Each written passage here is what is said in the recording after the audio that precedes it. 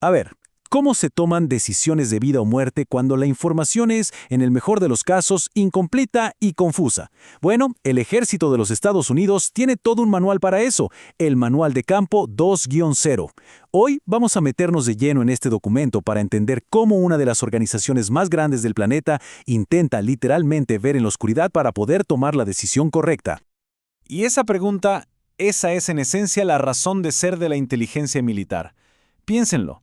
En medio del caos total del campo de batalla, en esa famosa niebla de la guerra, la información es lo único que puede iluminar el camino.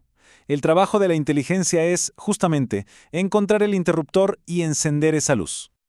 Ok, para entender de verdad qué es la inteligencia, primero tenemos que hablar del riesgo. Porque, vamos, en el campo de batalla, un punto ciego no es un «ups, no vi eso». No, puede ser la diferencia entre el éxito y el desastre. Es fatal. Y es justo ahí, en ese punto ciego, donde todo esto empieza. Y esta cita del propio manual lo deja clarísimo. La inteligencia no es, para nada, un juego de coleccionar secretos como si fueran estampitas. No. Su único, y repito, único objetivo es pintar un cuadro de la realidad que sea lo más claro posible. ¿Para qué? Para que el comandante, en el momento de la verdad, tome la decisión correcta. Ahora, aquí viene el problema del millón, ¿no? Vivimos en un mundo saturado de datos. Hay información por todas partes. Entonces, ¿cómo se sabe qué es realmente importante? Es imposible perseguirlo todo. Por eso el ejército desarrolló un sistema, uno muy riguroso, para filtrar todo ese ruido y enfocarse solo y exclusivamente en las preguntas que de verdad importan. Y aquí llegamos al corazón de todo el sistema, el CCIR. Piénsenlo como la pregunta definitiva del comandante. Es su manera de decir, ok equipo, de la montaña de información que tenemos, ¿qué es lo que necesito saber ya, en este preciso instante para tomar la próxima gran decisión? Y lo interesante es cómo se desglosa este CCIR. No se trata solo de espiar al enemigo, para nada. Se divide en dos tipos de preguntas fundamentales. Por un lado, los PEER, que es básicamente ¿qué necesitamos saber sobre el enemigo y el terreno? Y por otro, los FFIR, que preguntan ¿qué necesitamos saber sobre nosotros mismos, sobre nuestra propia fuerza? O sea, es un balance. ¿Qué sabemos de ellos y qué saben ellos de nosotros? Y esto demuestra la disciplina brutal de todo este proceso. Un buen peer no puede ser una pregunta al aire como ¿qué estará planeando el enemigo? No. Tiene que ser increíblemente específico. Piensa en la diferencia. En lugar de preguntar eso, la pregunta es, ¿el enemigo va a mover su división de tanques a la colina 123 antes de las 6 de la mañana? ¿Ven? Cada pregunta está atada a una decisión concreta y, muy importante, tiene una fecha de vencimiento. Después de esa hora, la respuesta ya no sirve. Ok, perfecto. Ya tenemos las preguntas correctas, las preguntas críticas. Ahora viene lo bueno. ¿Cómo se consiguen las respuestas? Bueno, para eso, el ejército tiene lo que podríamos llamar su caja de herramientas, que son las distintas disciplinas de inteligencia. Vamos a empezar con la más clásica de todas, la que vemos en las películas, HUMINT, o inteligencia humana. Esta es básicamente la forma más antigua de espionaje que existe. Estamos hablando de algo que se hace desde hace miles de años. Y se trata de eso, de hablar con gente, de entender qué los mueve y de obtener información de primera mano. Puede ser desde una charla casual hasta una entrevista mucho más estructurada.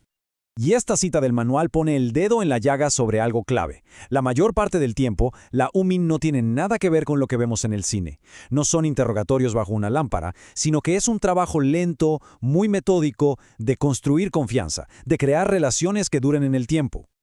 Luego tenemos la IMINT, inteligencia de imágenes. Y es tal cual como suena. El arte de sacar inteligencia a partir de imágenes. Vengan de donde vengan.